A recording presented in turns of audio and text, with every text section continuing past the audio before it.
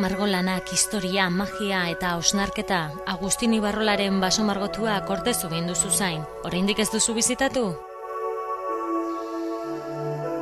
Magiaz eta margolanez beteriko basoa da, zuhaitzak margotuta daude, autorearen hausnarketa eta burua ustean isla. Gerturatzen bazara, kolorez eta azalera desberdinez beteriko munduan barneratuko zara, pentsamenduen unibertsoan murgilduko zara. Animatzen zara? Sortzen eta eraldatzen diren irudiak. Basoan zehar oinez zoazela, irudiak sortuz doa zure begien aurrean. Batzuetan zuhaitz bakar batek irudi bat osatzen du, baina beste batzuetan zuhaitz multzo bat begiratu behar da zein irudi osatzen duten ikusteko, eta obra ulertzeko. Gainera irudiak ulertzeko modua ezberdina da nondik ikusten diren kontuan hartuz gero. Irudiak eraldatu egiten dira.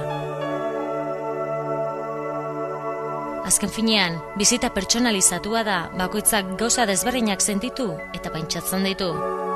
Hortaz badakizu, asteburu batean gerturatu zaitez Kortezubira eta ezagutu ezazu apur gehiago zure lurralde eta herriaren historia, mitologia, pentsamenduak. Deskubritu ezazu baiara eta bertan dauden gune interesgarriak.